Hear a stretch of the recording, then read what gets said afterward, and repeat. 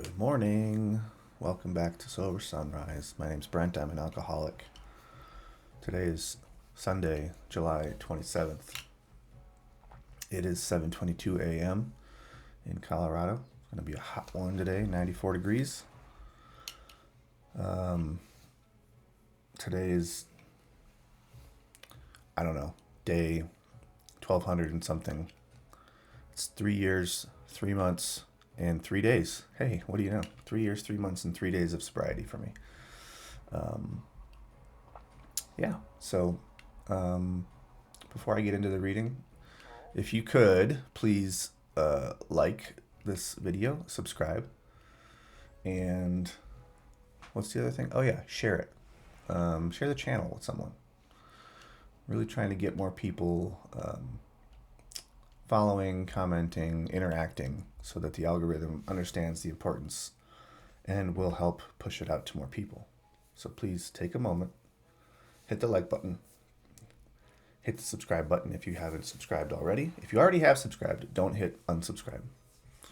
And maybe share it too.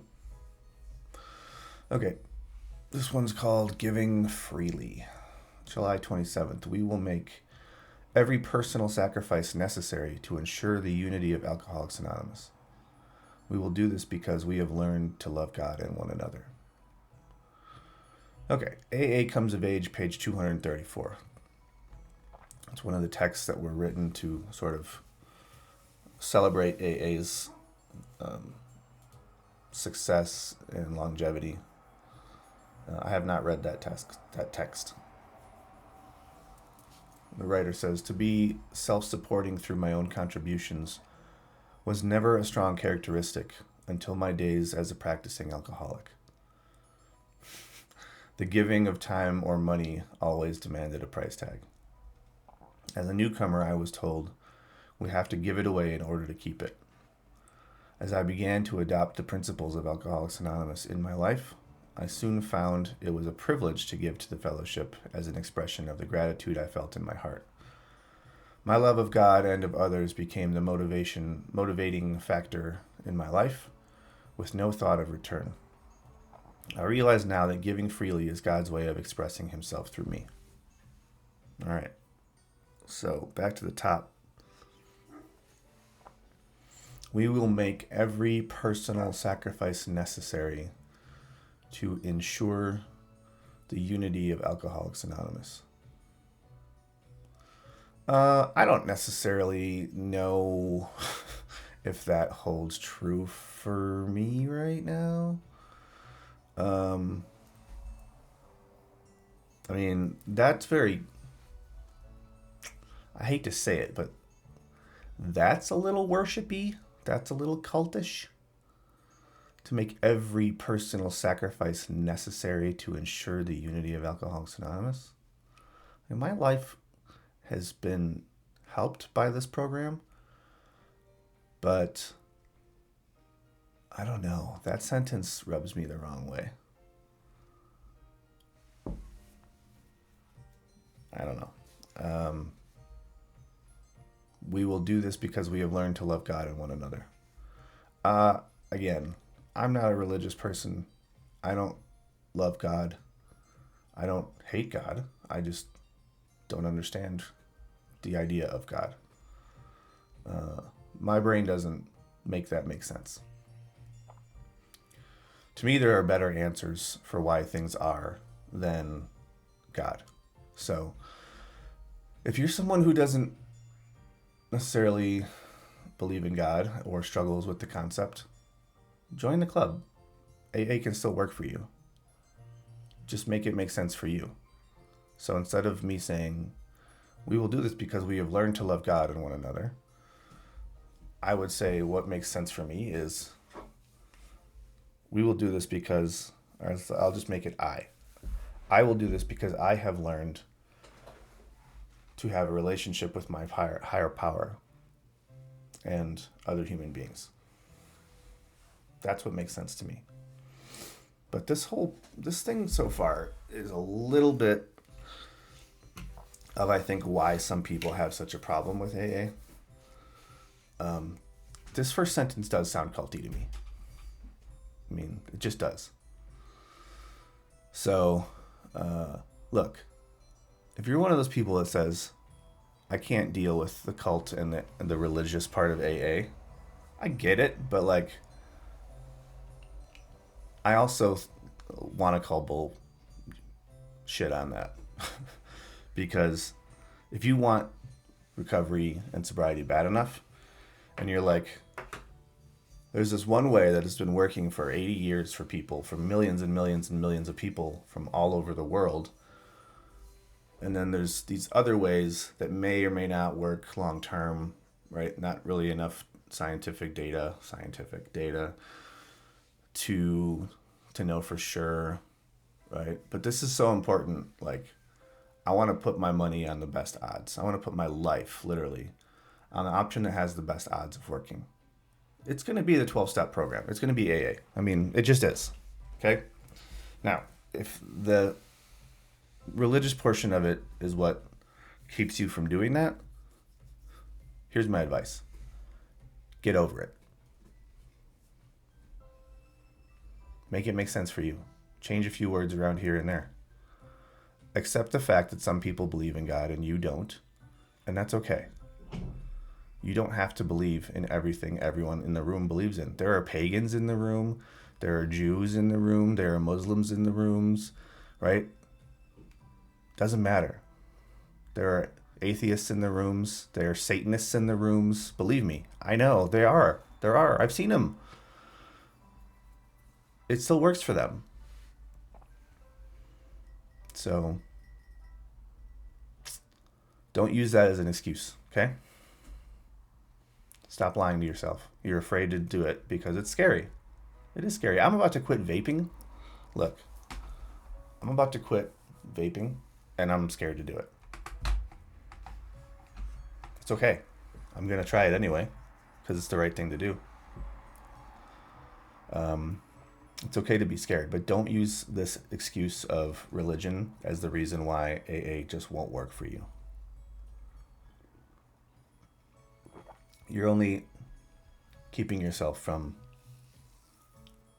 experiencing a life of joy and serenity and service and humility by letting your fear of doing the hard work win. All right, soapbox. I'm going to get off of it now. To be self-supporting through my own contributions was never a strong characteristic during my days as a practicing alcoholic. I mean, to be self-supporting through my own contributions. Yeah, I guess that's saying like this person had to rely on others a lot, which is pretty common. The giving of time or money always demanded a price tag. I don't fully understand that. Is it the giving of their time or their money always demanded a price tag? Like they had to get something in return, I think is what they're trying to say. There was never any altruistic acts performed during our time as a practicing alcoholic or practicing drug addict, right? We didn't do things out of the kindness of our hearts. Usually. God, my ear itches. Sorry. And then as a newcomer to AA, I was told we have to give it away in order to keep it. I've heard that a lot. And I believe it to be true. What does it mean? You have to be willing to give your time and your energy and your positivity and your experience and your strength and your hope. Give it away freely, and it will come back to you. Or in this case, if you want to hold on to your experience, to your serenity, to your peace and your joy, you have to give it away freely too. You have to give it to others. Not like, I don't need this anymore, you take it. But like, I have this now. I want to share it with you, right? And in order to keep our experience and our strength and our hope and all those great things that come, we have to be willing to share it. As I begin to adopt the principles of AA in my life, I soon found it was a privilege to give to the fellowship as an expression of the gratitude I felt in my heart. I agree with this as well. I had that feeling of, hey, I have a little extra and I feel privileged to give it right now. Whether it's $1 in the basket or an extra hour of time to be of service or whatever it is, I felt like, wow, look at how far my life has come where I feel like I have extra and I can give it away. And I feel good about that. And I'm not trying to be selfish and hoard everything. It is a privilege. My love of God, okay, switch it. My experience with my higher power, my relationship with my higher power, and my relationship with others became the motivating factor in my life with no thought of return. Yeah, it's awesome when that happens.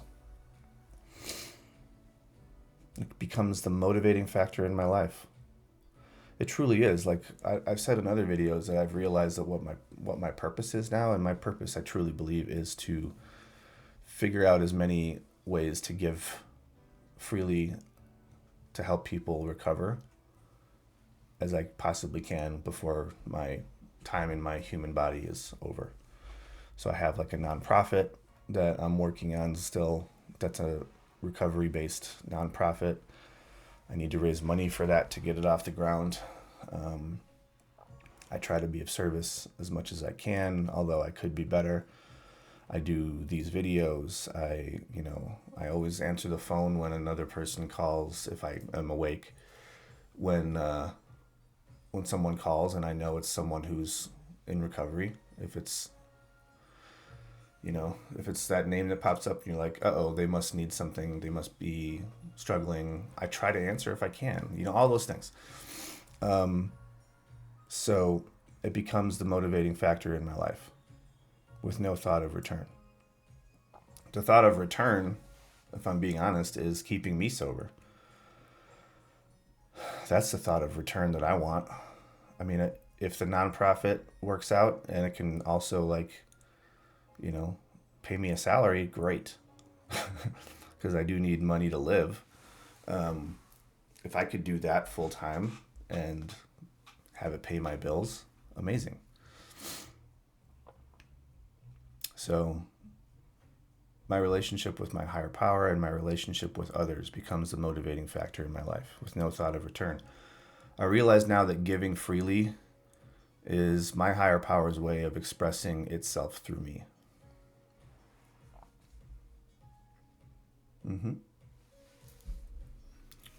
All true. So, moral of this story, this one started out a bit culty, and I'll admit that because I don't worship. I'm not about that. So when something rubs me that way, I'm going to call it out because I want people to know that if it makes you feel that way, you're not alone. But that doesn't mean you avoid everything about something that is amazing just because one little thing gives you a feeling. You analyze the feeling, you try to identify what part of that feeling is scary or icky for you, and you then do a cost analysis, right? Am I getting more benefit out of this than what it costs me? If it costs me that little icky feeling, but I'm still getting a magical benefit from this, it's worth it. Get over it. Get over it. Okay. And then give freely of yourself. Expect nothing in return. Feels really good. Feels really good. All right, I gotta wrap it up. Thank you again for listening. Again, hit the like, hit the subscribe, hit this the share button. Please, please, please go do those things. Hit the like button, please. Leave a comment. Do some engaging. I would really like to see the algorithm start to pick this thing up and move it more. It's been almost 60 days. Actually, I don't know if it's been like 40 something days. subscriber count is really low, and I know that there are more people watching the videos than we have subscribers. So please hit the subscribe button, leave a comment, do something to engage. And yeah, okay. Maybe in years from now, when you're watching this, you'll be like, there was a time when there was only 17 subscribers. Yes, there was. It was a long time. We've been stuck at 17 subscribers now for a long time. So anyway, that's all. Have a great day, whoever you are and wherever you are and whenever you're listening to this. I want you to know that you are enough, and you are worth it, and you are loved, and you are supported, and I love and support you from afar, and you can do this. I believe in you. You can get through these challenges if you are open-minded and honest and willing to do some hard work. Okay? All right. That's it. Be well. Have a good day. Come back for another video, and then maybe you can like and subscribe or like and share that one too. Okay? All right. Have a good day. Bye.